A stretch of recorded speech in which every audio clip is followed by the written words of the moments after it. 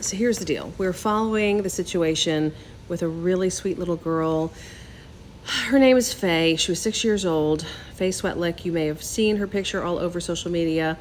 Ultimately, she was found dead today. Law enforcement breaking that news, and it was really sad because the cops were fighting back tears as they talked about the resolution of this case being the resolution they didn't want, right? I mean, this is the worst case scenario. This little girl came off the school bus on Monday and disappeared from her yard, and she was found dead today. There was a man in the neighborhood found dead. We don't know who that person is yet or if it's connected to the case.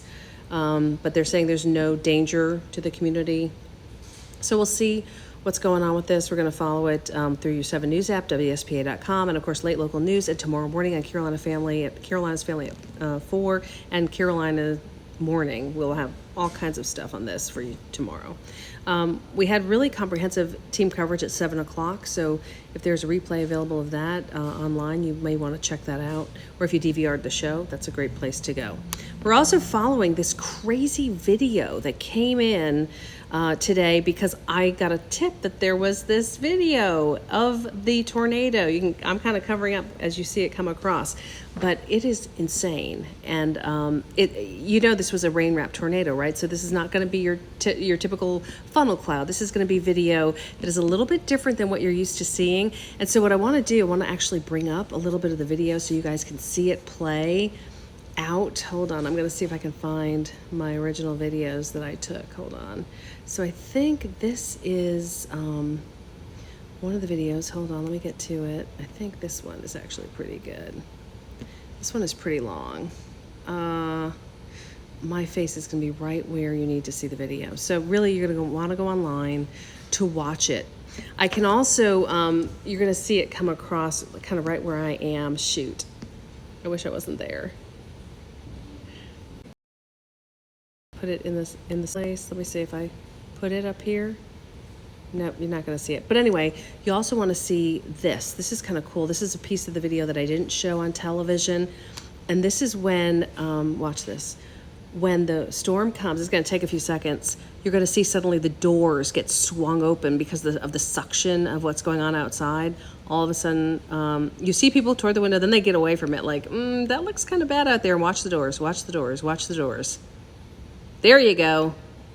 Holy moly. So then the officer goes and grabs the doors to close them. But that thing was going by the J.M. Smith building over into the Hampton Heights area and on down into the east side of Spartanburg.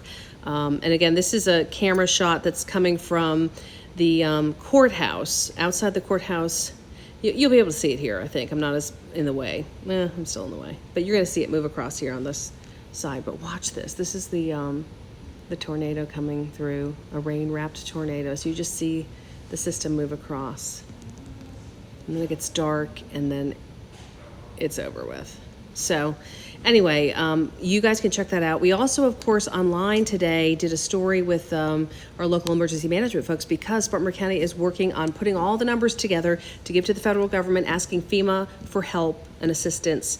There's certain thresholds they have to meet. I think 1.1 million in the community, 7.1 million damage statewide to qualify for some disaster status recognition and get some of those federal funds. So obviously you don't want that much damage, but you kind of hope if you're going to have significant damage that you hit those thresholds so you can get the money. I think it'll cover a high percentage of the costs that were incurred by the counties to clean up all the various situations that have been around South Carolina.